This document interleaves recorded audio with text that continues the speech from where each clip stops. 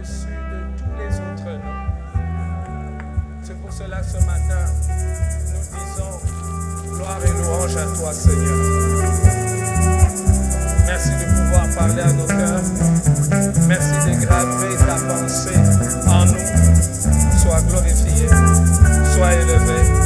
Au nom de Jésus, nous avons prié et nous disons Amen.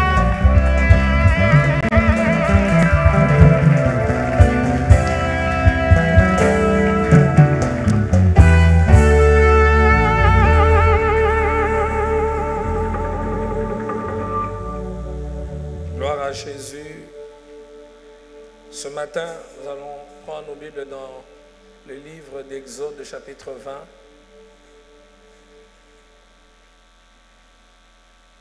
Une vie qui le glorifie pour porter des fruits à sa gloire, porter des fruits qui vont le glorifier. Exode chapitre 20, nous allons lire le verset 8 et jusqu'au verset 11. Il est dit ceci. Souviens-toi du jour du repos pour le sanctifier. Tu travailleras 6 jours et tu feras ton ouvrage. Mais le 7e jour est le jour du repos de l'Éternel, ton Dieu. Tu ne feras aucun ouvrage, ni toi, ni ton fils, ni ta fille, ni ton serviteur, ni ta servante, ni ton bétail, ni l'étranger qui est dans tes portes. Car en 6 jours l'Éternel a fait les cieux, la terre et la mer et tout ce qui y est contenu.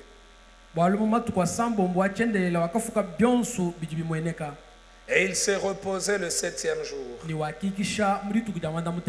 C'est pourquoi l'Éternel a béni le jour du repos et l'a sanctifié. Bien-aimés frères, alors que nous parlons de ces 4e principes que Dieu donne à son peuple,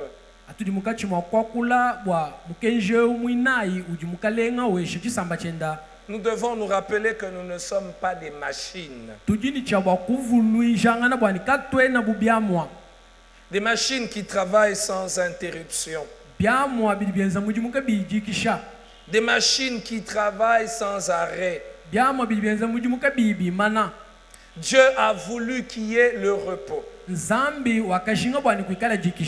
Il y a beaucoup de conceptions dangereuses concernant le repos.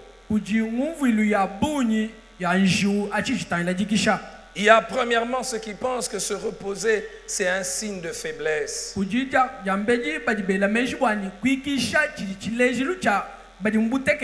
Et cela est très fréquent chez ceux qui tiennent à accomplir et atteindre leurs objectifs.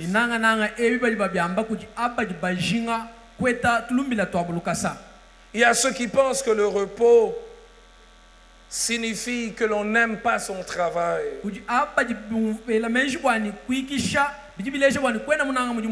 Il arrive des fois que l'on est tellement passionné par ce que l'on fait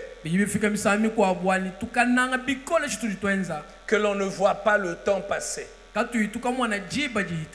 On travaille, on travaille. Ça nous arrive tous d'être un peu comme ça. De ne pas voir le temps passer. Et de croire que quand on veut se reposer, cela signifie que l'on n'a pas de passion, que l'on n'a pas de détermination.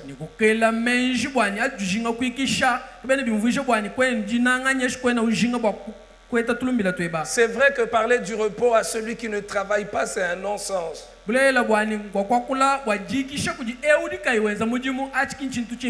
Mais pour celui qui travaille, le repos, c'est important. Et cela vient de Dieu. Cette recommandation concernant le repos vient de Dieu. Dieu qui nous a créés. Et Dieu qui connaît les limites de chacun de nous. Troisièmement, il y a ceux qui pensent que Le repos, frères et sœurs. Il faut dire que j'étais de ceux qui pensent ainsi. Le repos, c'est seulement lorsqu'on va partir dans l'éternité.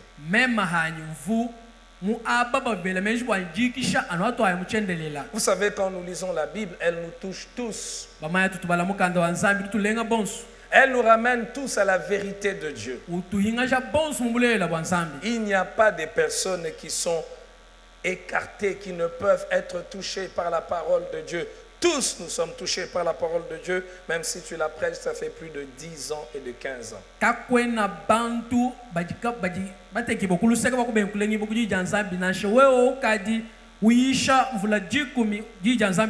Tu travailleras 6 jours et tu feras ton ouvrage, mais le 7e jour est le jour du repos de l'Éternel.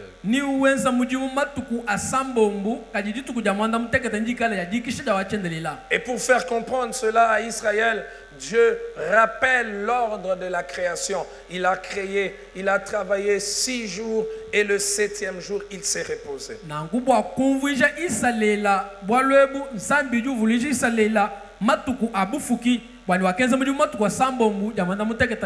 Bien-aimés frères et sœurs, ce texte ou cette recommandation nous rappelle que chaque ordre de Dieu est pour notre bien.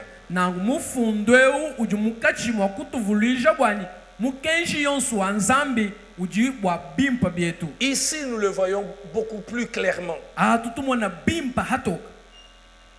Dieu ne nous demande pas de choses pour nous faire souffrir. Avez-vous déjà travaillé pendant un long moment sans vous reposer?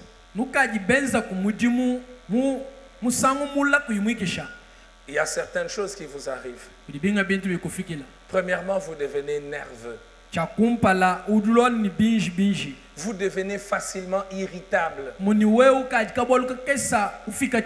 Parce que vous n'avez pas eu le temps de vous reposer. Lorsque vous avez travaillé longtemps sans vous reposer. Deuxièmement, vous allez manquer des nouvelles idées. Vous aurez comme l'impression que vous ne pouvez pas réfléchir un peu plus. Il n'y a pas de choses neuves en vous.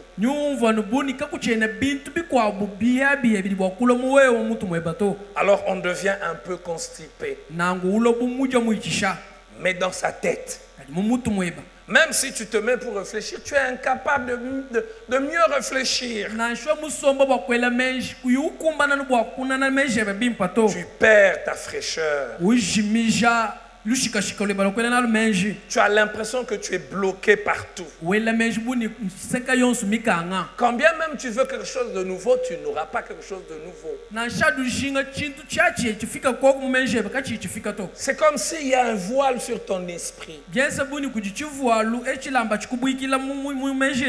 Quatrièmement, quand vous travaillez sans vous reposer, vous allez vivre une fatigue chronique. Est-ce qu'il vous est déjà arrivé de semaines où vous vous réveillez et dès le matin vous êtes déjà fatigué?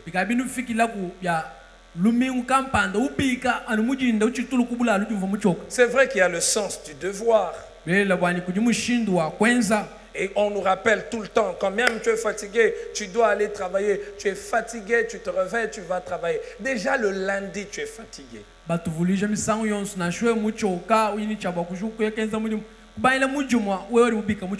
Avez-vous déjà fait un travail fatigué? Vous savez, vous ne le ferez jamais à 100%. Quand je parle ici de la fatigue, je ne parle pas de la fatigue liée à l'intensité du travail, mais de la fatigue liée au fait que l'on n'a pas le temps de s'arrêter pour se reposer. Parce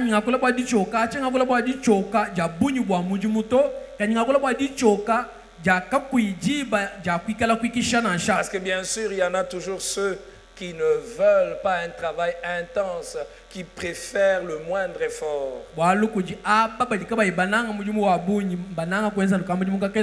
Un homme a dit à juste raison que le monde est dirigé par des hommes fatigués.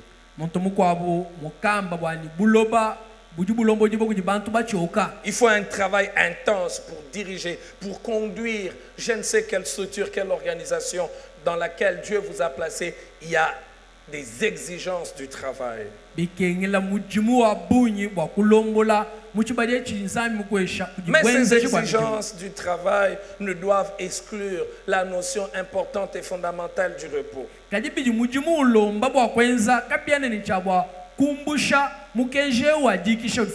Lorsque vous travaillez sans vous reposer, vous vous sentez fatigué. D'une manière chronique, tout le jour vous êtes fatigué. Vous forcez,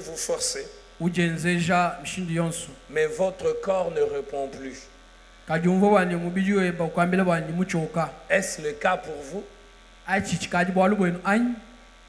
Alors regardez ce qui arrive lorsqu'on ne se repose pas. Je vais commencer par ceux qui sont déjà mariés. Lorsqu'on ne se repose pas, cela détruit la vie de couple. Parce que vous savez, dans le couple, l'intimité est importante. Et généralement, dans plusieurs couples, on fait semblant sur ce sujet. Il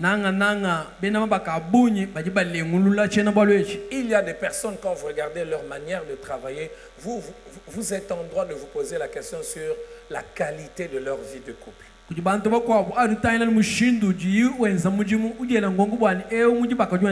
Quand on se marie, c'est important d'avoir l'intimité sexuelle.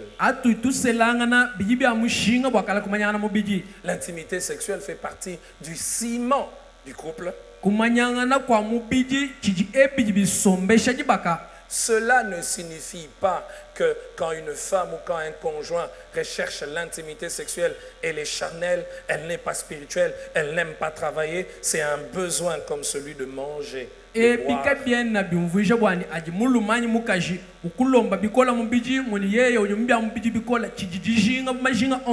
Et Dieu a voulu qu'il en soit ainsi. Dieu a voulu qu'il en soit ainsi. Ce n'est pas l'homme, ce n'est pas la culture. Dieu a voulu que quand un homme et une femme se marient, qu'ils aient l'intimité sexuelle.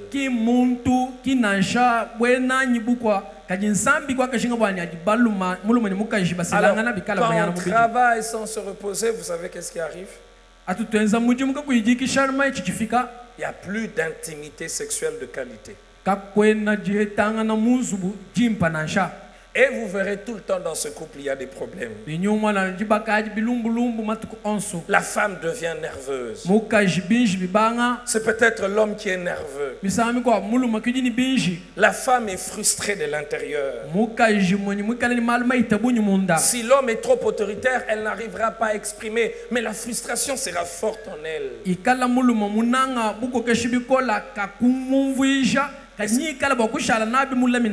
Et certaines femmes, malheureusement, vont devenir têtues. Mais parce que ça ne va pas. Et l'homme va dire, mais je fais tout de mon mieux. Je vous donne à manger, je vous donne à boire. Oui, tu donnes à manger, tu donnes à boire. Mais il y a aussi des devoirs conjugaux.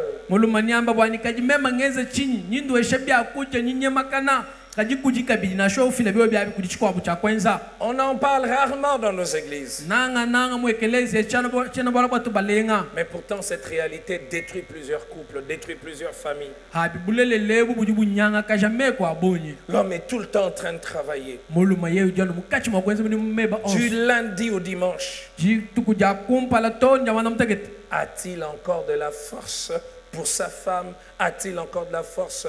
La femme a-t-elle encore de la force pour son homme?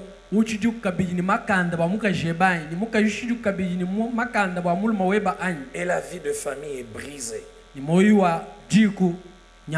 Un tout petit problème engendre une montagne que l'on n'arrive pas à surmonter. Si vous êtes assis ou assise à côté de votre femme ou de votre mari, j'aimerais vraiment vous regarder dans les yeux et vous poser la question. Est-ce que votre rythme de travail n'est-il pas en train de détruire votre vie de couple?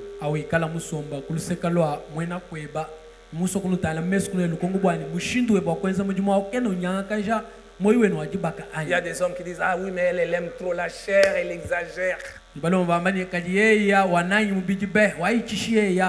Et parfois même quand on a cette intimité sexuelle, elle est de quelle qualité? Vous savez que parler de la sexualité dans l'église n'est pas un péché. Et on ne doit pas faire semblant. Et Dieu a prévu cela. C'est pour cela qu'il dit, tu te reposeras.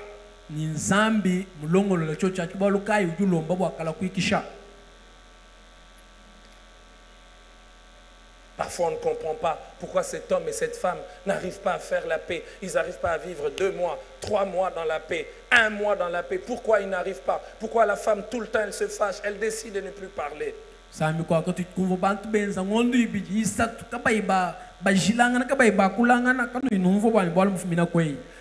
Alors que je parle sur ce sujet, j'ouvre une parenthèse pour parler à ceux qui ne sont pas encore mariés.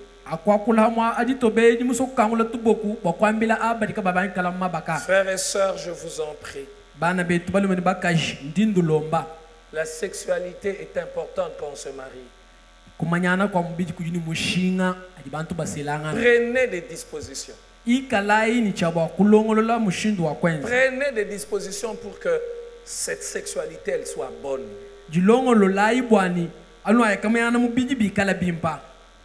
Quand vous n'êtes pas encore marié, ne connaissez pas d'homme, ne connaissez pas de femme. Cela est bénéfique pour vous. C'est bien pour un homme et pour une femme de se marier. Les deux n'ont point connu d'homme ou de femme.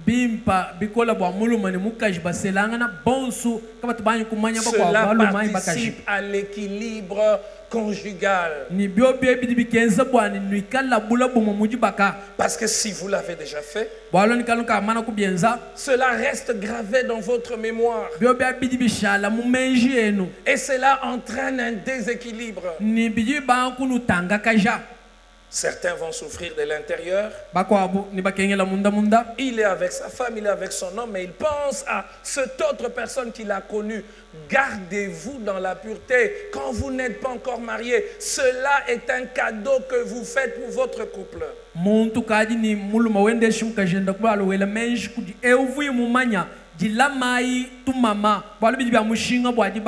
Pour ceux qui ne sont pas encore mariés, évitez de suivre n'importe quelle image. Cela perturbe votre vision de la sexualité.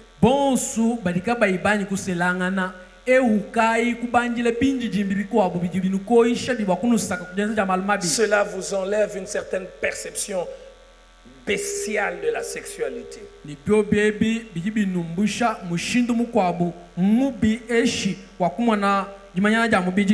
Alors frères, refermons cette parenthèse et revenons sur le repos. L'absence de repos détruit la vie de couple. Deuxièmement, l'absence de repos détruit la relation des parents et des enfants.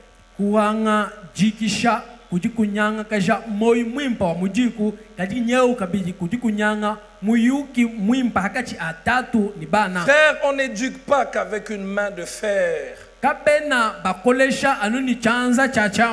On éduque aussi par le modèle et l'exemple.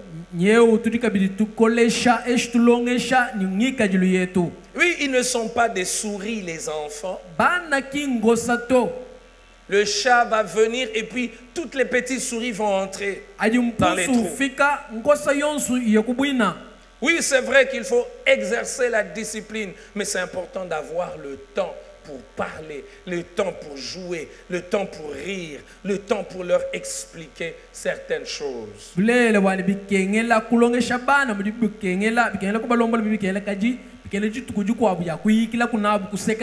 Pour ceux qui ont des enfants ici déjà ce matin et qui nous suivent ou qui vont suivre en ligne après, avez-vous encore les temps avec vos enfants?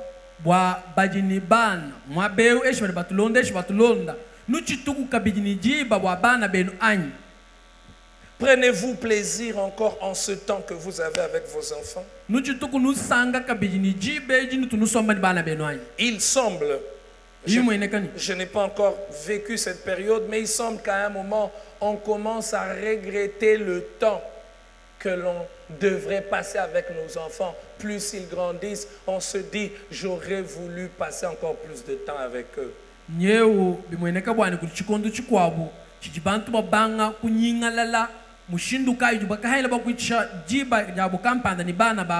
Ben, je sais que voilà, ce que je veux dire va déranger une personne, mais depuis un certain temps, moi j'en ai 4. Mais je commence à avoir bizarrement envie d'avoir encore un autre.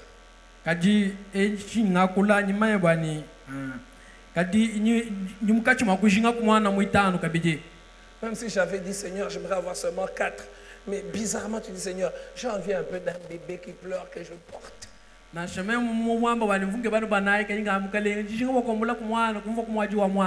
Envie bizarre, n'est-ce pas?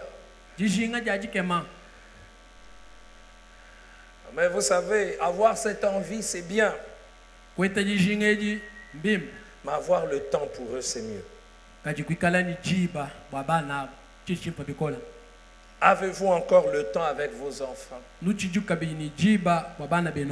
Troisièmement, frères et sœurs, lorsqu'on n'a pas le temps, lorsqu'on ne se repose pas, cela détruit notre corps.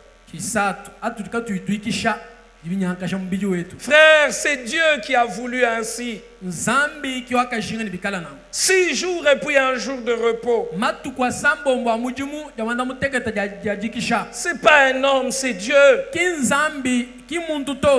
Dieu n'a jamais tort. Maman, papa, tu vas au marché. Oui, tu dois te reposer. Surtout ceux qui vendent au marché. Ils n'ont point de temps de repos. Ils vont partir lundi, mardi, mercredi, jeudi, vendredi, samedi.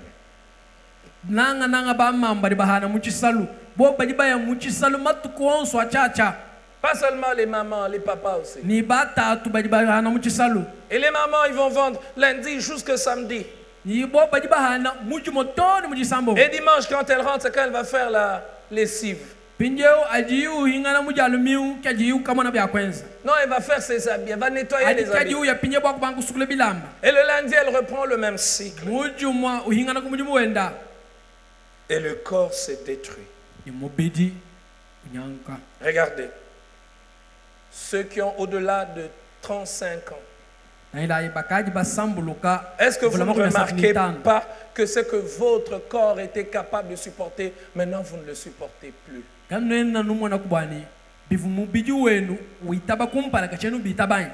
Il semble qu'au-delà de 40, 42, 43, ça s'accentue encore. Vous commencez à sentir que vous commencez à être réduit.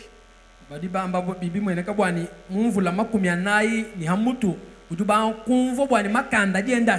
homme a dit, la vie n'est pas un sprint. C'est-à-dire, une petite course, il faut courir rapidement. La vie, elle est comme un marathon.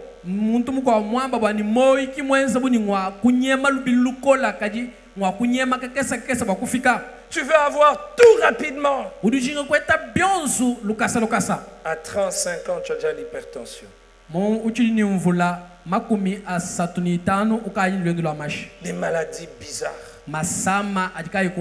Des personnes qui vieillissent prématurément. Parce qu'on ne veut pas se reposer. Quel est l'état de votre corps? Est-ce que votre corps ne vous envoie-t-il pas des signaux que ça ne va pas, qu'il faut changer de rythme?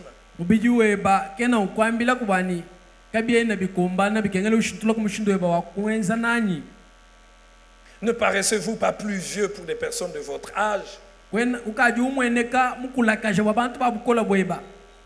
Frère, on peut être plus efficace en ayant du temps de repos.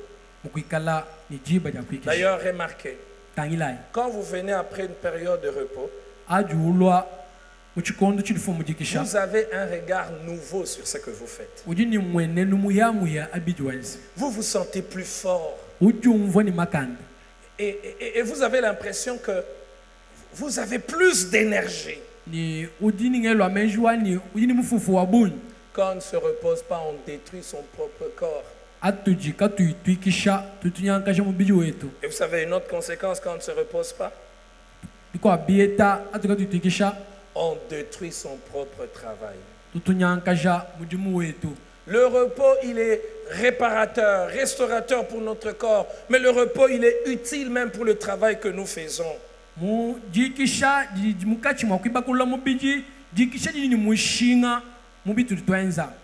Ce matin, ces mots me reviennent à moi-même. Parce que rassurez-vous, je suis concerné par cela, mais à chacun de nous.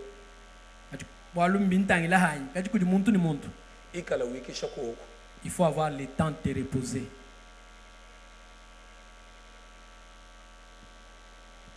Celui qui se repose fait du bien à son travail. Il va amener l'innovation dans son travail. Celui qui se repose, frère, fera mieux son travail que celui qui travaille sans repos. Le repos améliore la qualité de notre travail.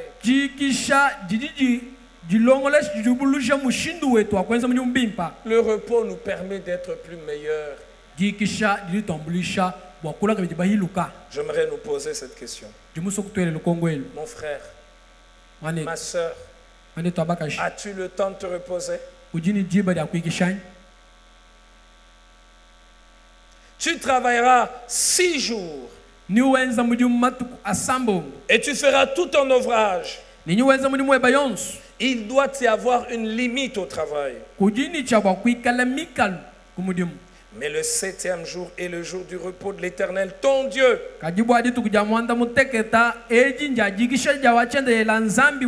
Car en 6 jours, l'Éternel a fait le ciel, la terre et la mer et tout ce qui est contenu. Et il s'est reposé le 7e jour. C'est pourquoi l'Éternel a béni le jour du repos et l'a sanctifié. Il a sanctifié le 7e jour. Alors ce jour, ce n'est pas que le jour du repos, c'est le jour du Seigneur. Alors rassurez-vous, frères et sœurs, dans la Nouvelle Alliance, on précise clairement que nous n'avons pas égard pour des jours.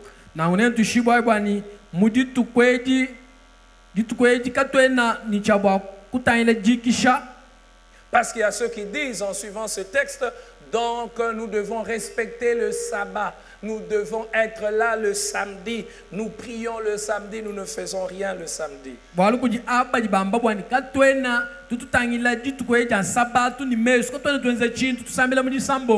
Eh bien, le Nouveau Testament apporte une plus grande éclairage, une plus grande lumière sur cela. Et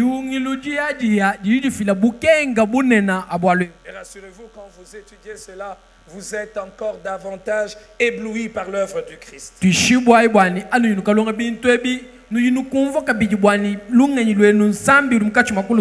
Voyez-vous, pour eux, ils travaillaient toute la semaine. Ils travaillaient le premier jour, le deuxième jour, le troisième jour. Et puis ils devaient se reposer à la fin de la semaine, le dernier jour.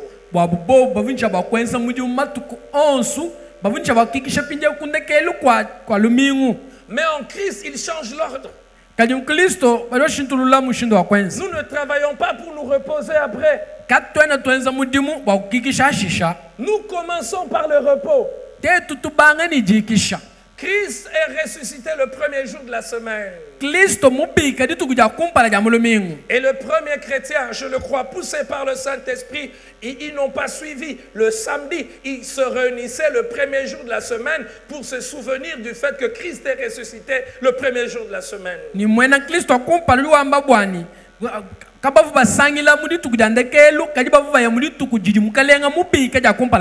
Ont-ils désobéi à cette loi? Bien sûr que non. Parce que le véritable problème, ce n'est pas le jour. Le véritable problème, c'est le principe qui est derrière cette loi.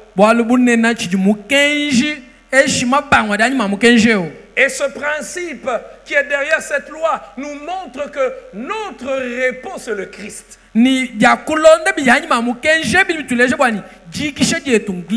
nous qui sommes dans la Nouvelle Alliance, nous sommes heureux. Nous ne travaillons pas et puis nous nous reposons. Nous commençons par le repos et puis nous travaillons, nous avons puisé notre force dans ce repos que nous avons en Christ. Et ça nous permet d'affronter les défis de la journée, de la semaine.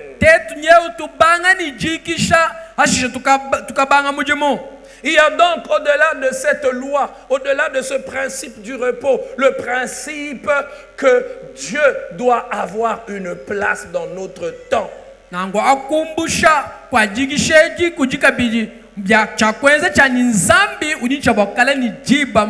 Ce n'est pas seulement le repos pour le repos, mais c'est un temps où on arrête tout pour s'occuper aussi de sa relation avec Dieu.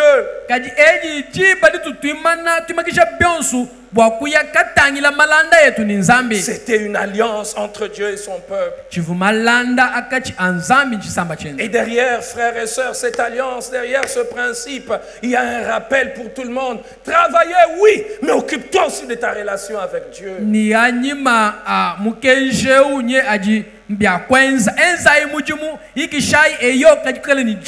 Oui, parce qu'il y a des gens qui travaillent à telle enseigne qu'ils n'ont point de place pour Dieu.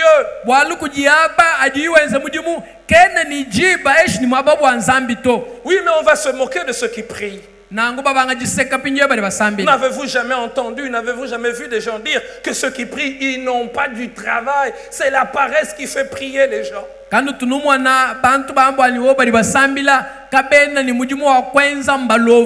Celui qui vient à l'église en semaine, c'est un paresseux. Comment tu peux avoir le temps, frère, sœur? Ce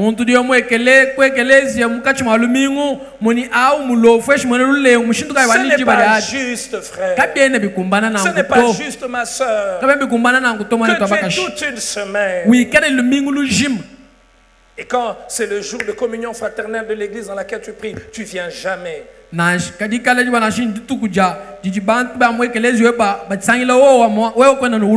même le dimanche, tu viens en retard. Frère, le manque de ponctualité à l'église le dimanche est un indicateur de la spiritualité d'une personne.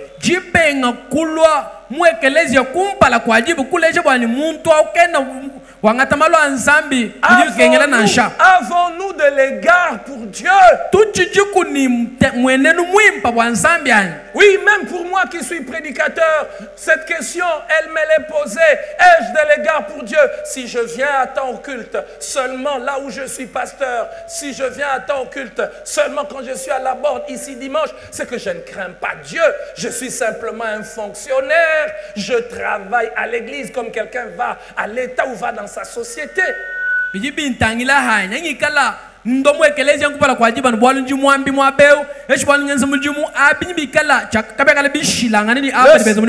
7e jour devait être sanctifié. Frère, le retard à l'église le dimanche ne glorifie pas Dieu. Sommes-nous matures ou nous sommes encore des bébés? Pire encore, tu as un moyen de transport et tu viens en retard. Frère, c'est une insulte à Dieu. Comment tu peux aller à ton travail à temps? Attends, tu viens à temps. On n'a que 2 heures de prière, je t'en prie. 2 heures et tu viens en retard. Et tu n'as pas honte. Et tu ne te gênes pas. Frère, nous devons revenir aux fondamentaux de la vie chrétienne, à la crainte de Dieu. Tout ce qui touche à Dieu doit être sacré. Il est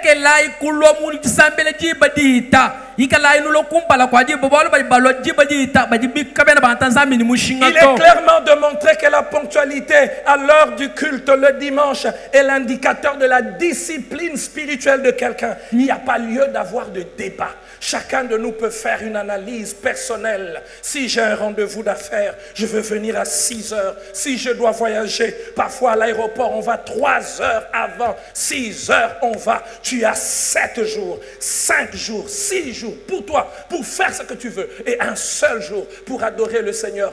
2 heures et tu viens en retard. Tu adores en partie. Tu ne participes pas. Il y a des gens depuis qu'ils prient dans leur église, il n'a jamais vu le début du culte de son église. Et nous sommes là tout le temps. Le Seigneur va te bénir. Le Seigneur va t'élever. Le Seigneur, frère, on ne manipule pas le Seigneur, frère. Le Seigneur voit des indicateurs. La Bible dit que dans l'Ancien Testament, on ne pouvait pas offrir à Dieu des sacrifices malades, des bêtes malades. Quand tu viens en retard, ton culte, il est malade. Ton culte, il est amputé.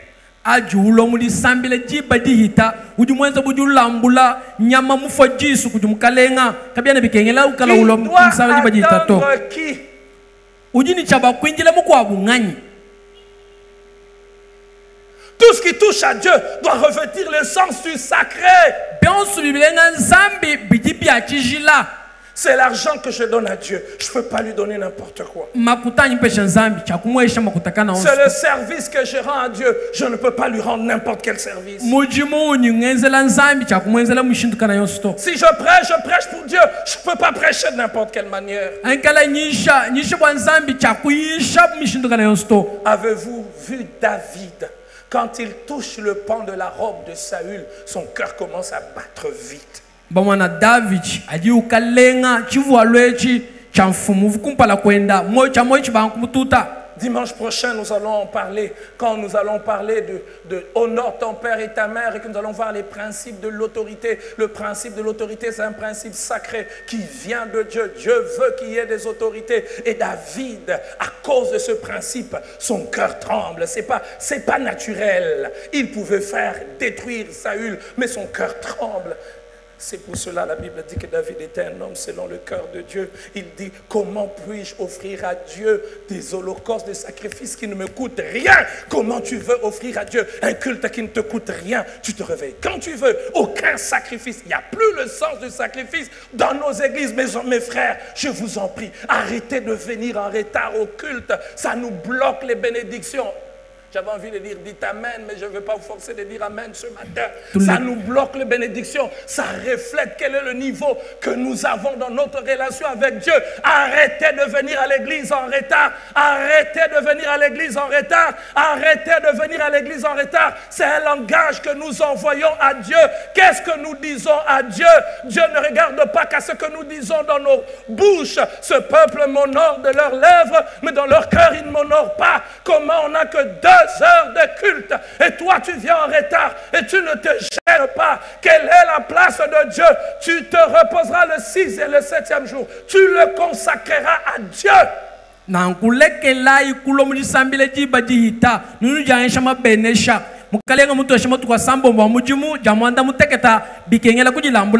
Et cela se voit à tous les niveaux. Vous verrez certains serviteurs, quand ils sont au programme, ils viennent à temps. Quand il n'est pas au programme, ils viennent en retard. Voilà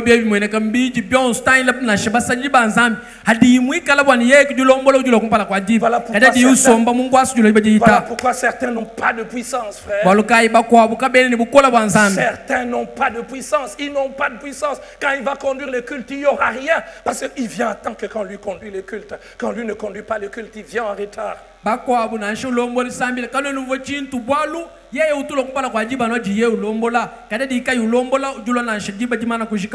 n'offrirai pas à l'Éternel des holocaustes de sacrifices qui ne me coûtent rien. Frère, Dieu, on ne le dupe pas. Même si tu es serviteur, servante de Dieu. Que des fois, même quand nous servons Dieu, nous ne comprenons pas des choses. Je n'étais pas encore pasteur, mais je savais que j'allais être prédicateur. Et j'ai dit à Dieu, je ne quitterai jamais un culte quand une autre personne prêche. Et quand on était fiancés, plusieurs fois ma fiancée, on va dans une réunion, le prédicateur déborde, je sais que c'est pas bien, il déborde, mais je lui dis, je suis prédicateur, je ne peux pas me lever quand une autre personne prêche, parce que c'est spirituel. Je veux être un prédicateur éloquent, un prédicateur percutant, un prédicateur qui captive l'attention des gens. Ce que je ne peux pas donner, je ne le recevrai pas.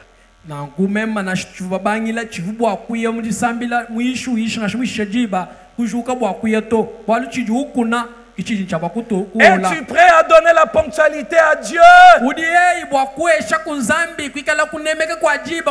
Par honneur, par respect, parce qu'il faut qu'il y ait un jour pour lui. Ah oui, mais le dimanche, c'est le jour du sport pour certains. Je veux faire les sports. Frère, en principe, nous devions rester ici. On termine le dimanche, après nous allons tous évangéliser. Nous devons nous arrêter. Tu travailles tout le jour, de 8h à 18h, de 8h à 16h, parfois de 8h à 20h. Et un seul jour, tu n'as que 2 heures. Tu ne fais même pas 2 heures. Tu fais 1 heure, tu fais 45 minutes. Certains ne viennent que quand la prédication va commencer. Frère, arrêtons de nous endormir. Nous ne craignons pas Dieu.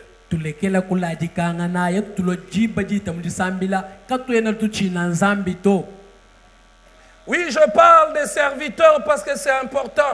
Il y en a certains, je vois même ici dans notre église, quand c'est l'autre qui conduit, levez-vous, il ne se lève pas. Acclamez, il n'acclame pas. Mais quand c'est lui qui passe, acclamez Jésus, manipulateur.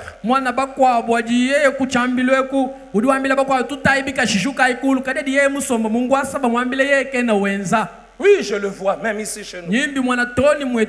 Frère, salue le voisin. Mais quand c'est un autre qui passe devant, salue le voisin. Sommes-nous tellement habitués à ce qui touche à Dieu que nous n'avons plus la crainte de Dieu?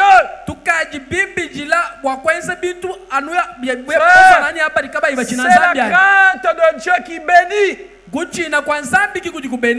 La crainte de Dieu, c'est le commencement de la sagesse. C'est ce que la Bible dit. La crainte de Dieu, c'est le commencement de la sagesse. Et la crainte de Dieu, ce n'est pas seulement ne pas voler, ne pas tricher, ne pas corrompre. La crainte de Dieu, c'est garder le sens du sacré. Ce qui touche à Dieu, ce qui est en rapport avec Dieu. Regardez Daniel et ses compagnons. On pouvait tous les interdire. Mais quand on touche à leur culte, quand on touche à l'intimité avec Dieu, mon frère, ils ne pouvaient pas résister. On leur a dit, n'adorez pas, vous n'allez pas adorer un autre Dieu. Il a dit, qui es-tu toi pour m'interdire d'adorer Dieu? Daniel se retrouvait, il ouvrait la fenêtre de sa chambre en direction de Jérusalem et il priait. Sommes-nous prêts à nous révolter? Si on nous prenait nos jours de culte, nos dimanches, on ne se révolte pas.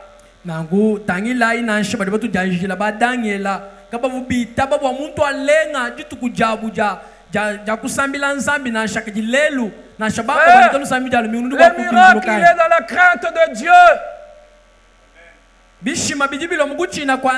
Le miracle n'est pas dans l'effervescence.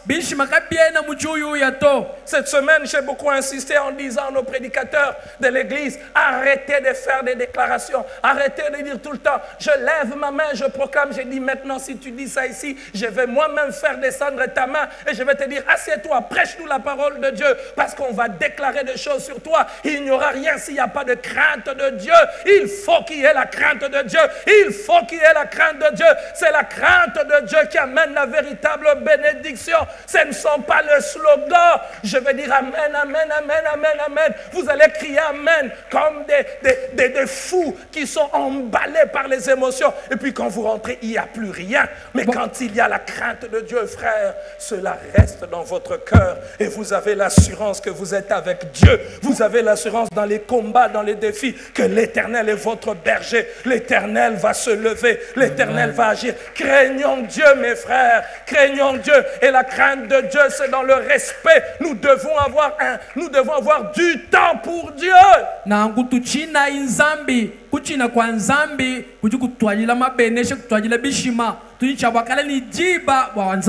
Voulons-nous manipuler Dieu, frère? Dieu voit cela, frère. Ce principe nous rappelle que Dieu doit avoir le temps. Il doit avoir une place dans notre temps, dans notre quotidien.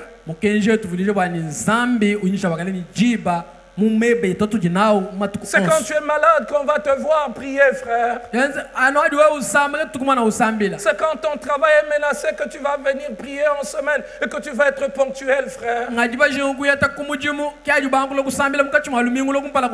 quand tu es en proie à perdre quelque chose. Dieu mérite-t-il les déchets de notre temps?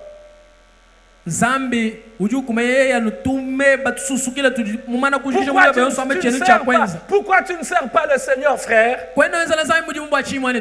Je suis très occupé, frère. Sœur, es-tu réellement occupé? Oui, frère, eyo c'est la force que Dieu te donne. makanda rizambi kweshi Il suffit que tu tombes malade. bikengele wanu sam Seras-tu encore occupé? no ya kabili kweta jiba dakala kwenza mujumbi kola. Mais mon rythme de travail, frère, à l'église, il y a la possibilité de travailler. Il y a ceux qui balayent. C'est triste que ceux qui balayent le samedi, il n'y a que des mamans. Pourquoi il n'y a pas des hommes? Ibi ke meshabwa bari ba bakomba balongolo musamile mujalmi anu ba mam ko kwena bantu balumato. Quelqu'un dit même, moi je ne vois même pas, qu'est-ce que je vais faire dans cette église? Qu'est-ce que je Ntu vais wa faire? rambwani me muina chana mwana ncha kwenza mwekelezi mchingenze nchini mwekelezi. Oui, pourquoi à l'école il n'y a pas beaucoup de papas? Bwa chinganyi ku tulasi twabana ko kwena batatu babunyi. Nous sommes des patrons. Te tutuji bena mpetu ya bunyi. Les quelques temps que nous donnons à Dieu, c'est une faveur que nous l'accordons. Tumeba tukesu tutwesha nzambi anjese tumuhesha. Seigneur, réjouis-toi du 1 heure que je te donne le dimanche. Kalenga sanka ni meba bijeshi jiba jimoji ngwesha mujali mingwati. C'est une grâce que je te fais, Seigneur. Ngasa wunyi ngwenza la heba mukalenga. Non, frère, c'est de l'orgueil. Achi majitambishi. Et l'orgueil basé sur l'ignorance. Jambu jidi jisomba ajihanga. Passez un instant dans les hôpitaux. Kuitisha inda kuitisha chuolu mu lupitaji. Voyez des gens forts comme vous, Omwana bantu bajini bukola buweo. capables comme vous. Bikala ni makanda buweo. Il y a 3 semaines, ils étaient robustes et puis vous les voyez alités, incapables de faire quelque chose. Ovuenda mbingu isatu kajuka mutangila pinjeo kaji muchoka kaiba kwenza shintu. Cela concerne même le prédicateur, même le pasteur. Yo bia mitangila ni baishi. Ce matin, en venant ici, je pensais, l'image de mon pasteur m'est revenue à l'esprit. Mudi ndemu kolo kwa mabeo nyumwela menji chini jimbicha mwambi wa nchimpingana. La dernière fois que je l'ai vu, j'ai vu qu'il était fatigué. Musangwa ndekelo nyumumoni mwane kavu muchoka. Et cela m'est revenu en tête quand j'étais là. Icho che chindwila mutamu muso wabo. Et quelque chose me disait, tu sais qu'un jour tu seras aussi comme lui. Chukwa chingai wa rumai wa ntuku jukwa nyu kala buyeye. Il t'a prêché il y a 20, il t'a prêché il y a 10 ans, il y a 15 ans. Mukuisha kadi mvula jikumi ni tanu jikumi. Il y a 20 ans d'ailleurs. Kadi mvula makumi abiji. Mais celui que tu as vu te prêcher fort, robuste, tu le vois incapable parfois de se lever. Qu'est-ce qui est donc le plus important pour moi? Le fait que je vous prêche? Non, frère. Ce qui est plus important pour moi, c'est ma relation avec Dieu. C'est elle qui alimente ce que je fais. Et pas le contraire. Alors, frère, alors que nous avons encore la force, servons-le, frère. Soyons engagés, frère. Tu travailleras 6 jours et le 7e jour, il est sanctifié pour l'éternel.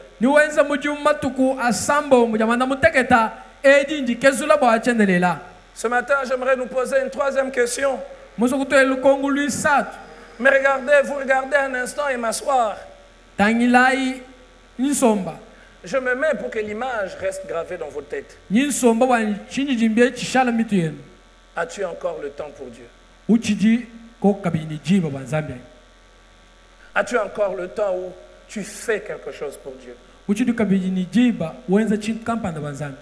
Ou c'est après avoir tout fait que tu peux avoir du temps pour Dieu? Voyez-vous, il dit, vous travaillerez 6 jours. Et le 7e jour, il est consacré. Il leur est dit avant. Ce n'est pas après qu'ils aient travaillé qu'ils commencent à réfléchir. Est-ce que je peux me créer un peu du temps? Et dans la Nouvelle Alliance, c'est là encore plus accentué. On commence par le repos. On commence par Dieu. Parce que le dimanche, c'est le premier jour de la semaine. Dans les premiers calendriers, les dimanches, c'est les premiers jours de la semaine. Au commencement, Dieu, c'est le premier verset de la Bible. J'aimerais que vous puissiez prendre vos Bibles. Peut-être que vous l'avez oublié. Prenez le verset de vos Bibles. Prenez vos Bibles. Le premier verset de la Bible. Et tout commence par là. L'histoire de Dieu avec l'homme, quand Dieu a voulu qu'il y ait un livre écrit, il a voulu que cela commence ainsi. Au commencement, Dieu.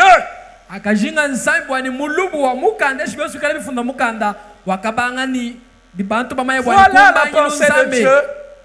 Voilà la pensée de Dieu pour nous. C'est vrai que ce n'est pas la pensée de notre société, de notre culture. Ce n'est plus la pensée de la civilisation occidentale qui s'impose par les médias et par les réseaux sociaux sur les autres parties du monde. On veut écarter Dieu, on veut enlever Dieu de la société, on veut enlever Dieu des écoles, Dieu de l'université. Et le monde n'est pas plus meilleur. Le monde est dans la catastrophe, frère. Regardez les informations, suivez les événements de cette semaine. On ne va pas vers un monde paisible, on ne va pas vers un monde en sécurité, on va vers un monde où toutes les passions, la haine, la méchanceté, l'égoïsme se manifestent encore. Les nations vont se lever, frère. Ce que nous voyons, frère, ce n'est qu'un signe qui nous montre vers quoi nous sommes en train d'aller. Tout ce que l'on nous raconte, voilà les nations, ceci, voilà les droits, frère. Depuis longtemps, l'homme corrompu ne peut pas faire ce qui est bon. L'homme qui est perdu ne peut pas faire ce qui est bon. Et c'est malheureux que nous puissions espérer que l'homme sans Dieu va produire quelque chose de bien. Nous allons vers un monde où il y aura plus d'insécurité, plus de méchanceté. Des nations vont s'élever contre d'autres nations. Et cette illusion que l'on nous a fait, que les nations peuvent se mettre ensemble pour prévenir la guerre, ce n'est qu'une illusion. Parce que les forts dominent sur les faibles. Les forts imposent les lois aux faibles. Les forts peuvent désobéir aux lois et se présenter comme s'ils sont forts. Nous le voyons dans notre pays. Derrière toute cette guerre, il y a une hypocrisie qui ne dit pas son nom. Mais cela ne doit pas surprendre celui qui est enfant de Dieu. Pourquoi? Parce qu'il sait que le cœur de l'homme est tordu. L'homme qui éloigne Dieu ne peut pas construire un monde meilleur. Quand nous entendons tout cela, le véritable Fils de Dieu, il dit, Seigneur, nous attendons ton retour. Il est le prince de paix. C'est triste même que dans nos églises, on n'attend plus le retour du Christ parce qu'on est matérialiste, parce qu'on aime la gloire, on aime le succès. Frère, il y a des choses que nous devons faire sur cette terre, mais la terre n'est pas notre habitation éternelle. C'est pour cela, au commencement, Dieu, nous vivons sur la terre, mais avec des valeurs. Avec des valeurs. Que vaut un christianisme sans valeur? Que vaut un christianisme sans valeur? On vient à l'église. Mais c'est pas ça être chrétien. Chanter, c'est pas ça être chrétien. Prêcher, c'est pas ça être chrétien. Il n'y a pas de christianisme sans valeur chrétienne. Et rappeler les valeurs chrétiennes est devenu vieux jeu aujourd'hui. Chrétien mais sans valeur chrétienne. Chrétien et l'on peut voler. Nous allons le voir en étudiant ces principes dans les jours qui viennent. Vous voyez l'avantage de prêcher une série de messages sur un seul texte. Ça vous permet d'aborder beaucoup d'aspects. Et ça vous donne aussi la liberté pour que quelqu'un ne dise pas le pasteur m'a attaqué aujourd'hui. C'est le texte qui m'impose ce que je dois dire.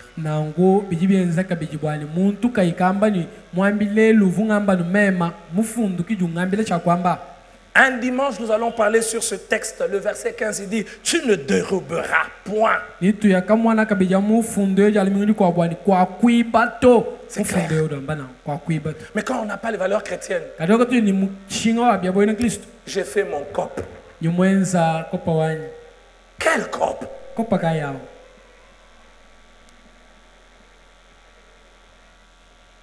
Tu ne commettras point d'adultère. Ah oui, mais ma femme, je suis en voyage. Ma femme a trop vieilli. Mais c'est ta femme. Tu l'as choisie.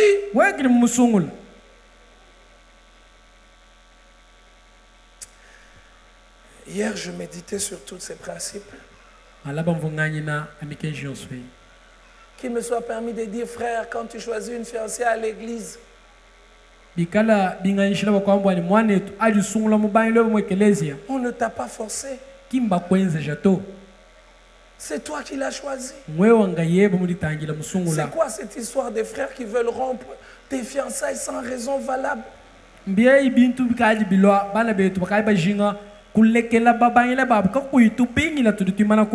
Ça m'attriste, frère. Il y en a qui disent, tu veux arrêter. Quelle est la raison valable pour laquelle tu veux arrêter? Je sens seulement.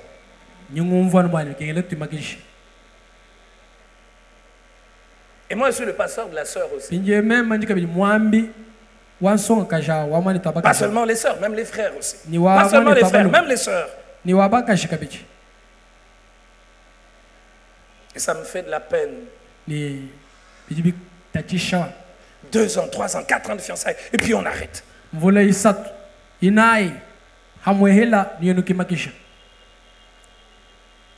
Et qui doivent l'accompagner dans ses larmes, cette sœur? Et quand au début tu es pas sûr, tu dis ma sœur, ça va pas marcher avec ce frère. La sœur va aller t'accuser, c'est les frères. Frère, qu'est-ce que tu as fait au pasteur? Le pasteur ne veut pas.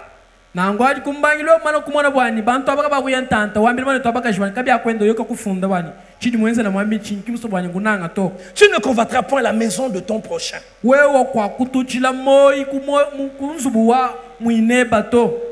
J'ai prévu de parler 13 dimanches, mais s'il faut toute l'année parler que de ça, tu ne dormiras pas. 4 dimanches, on va le faire.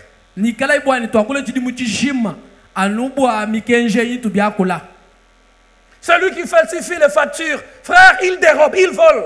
Il n'y a pas de christianisme sans valeur.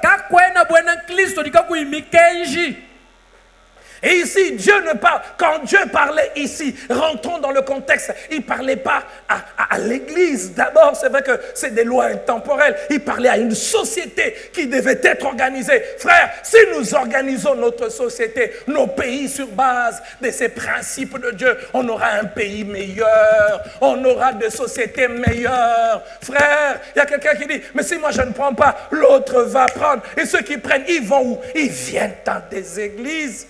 Et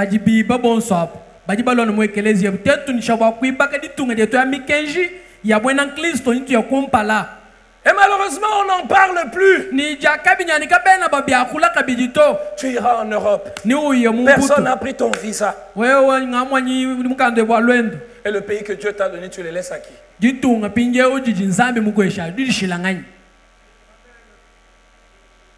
Je vois que Dieu va t'amener à Kinshasa. Dieu va t'amener. Incapable de transformer là où Dieu t'a placé, tu vas aller jouir du travail des autres.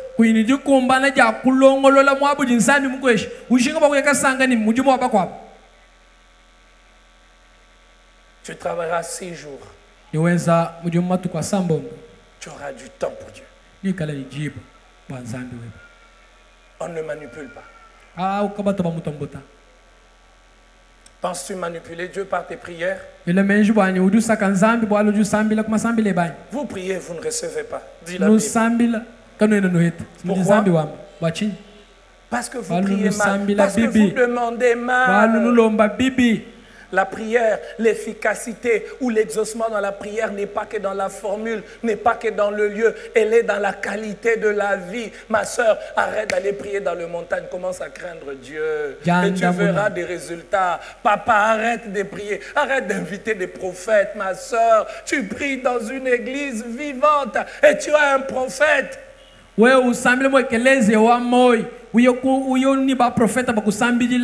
J'apprends cela, frère. J'apprends cela. Que parmi nous, il y en a qui ont des prophètes. Des prophètes privés qui viennent prier dans leur maison. Et quand tu regardes la personne même qui a son prophète privé, mais ne crains pas Dieu. J'ai mal, mes frères. C'est pour cela que je vous enseigne. C'est pour cela, dimanche, je me disais, Seigneur, on rentre vers toi, on prêche ta parole, on prêche le fondement. Tu ne veux pas craindre Dieu, tu te prostitues, mais tu as un prophète chez toi à la maison. Et quand tu as un problème, le prophète vient prier pour toi. Il ne prie pas pour toi, c'est un escroc. Il veut ton argent, frère.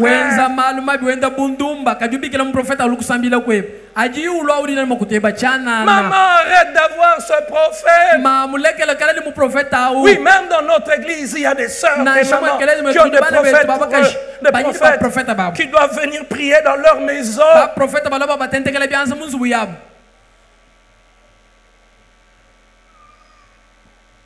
Il y a longtemps, je n'ai jamais parlé de ça du haut de la chair. Il y avait des sœurs ici. Ah non, mais on va prier le week-end quelque part. Il n'y a pas la puissance de Dieu. On va chercher la puissance de Dieu. La puissance de Dieu, c'est que tu tombes. C'est pas ça la puissance de Dieu. Ah oui, je sens. Alors, je n'ai pas quitté l'église. Je veux simplement là. Instable spirituellement. Et celui qui est instable spirituellement, va-t-il progresser? La Bible dit, il veut, ce peuple se crée ses propres prophètes. Des prophètes qui ne peuvent pas nous dire la vérité. Des prophètes qui vont seulement dire, tu es grand, tu es prospère, tu es puissant. Je vois, on te combat. Je vois, on veut détruire tes enfants. Je vois. Et même certains, même ici parmi nous, qui inventent des prophéties pour effrayer les gens. Je n'en veux plus, frère, sœur. Je n'en veux plus ici. Tu veux prophétiser sur quelqu'un dans cette église? Parle-moi d'abord, le pasteur, de ce frère et de cette sœur.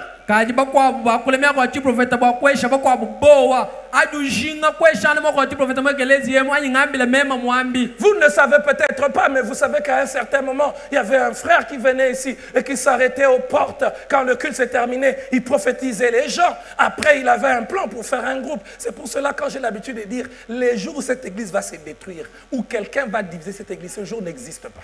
Dieu ne l'a pas créé. Il n'y a qu'une église qui est bâtie sur un homme qu'un homme peut diviser, mais une église qui est bâtie sur la parole de Dieu.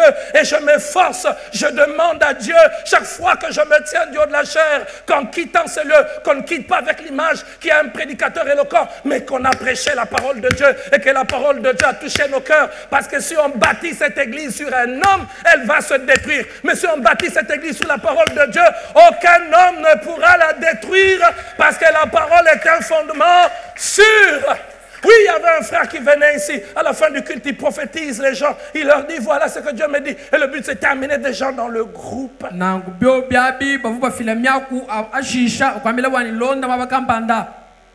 Et il disait, je veux être comme le frère Emmanuel. Il a beaucoup d'argent, frère. Je n'ai pas beaucoup d'argent.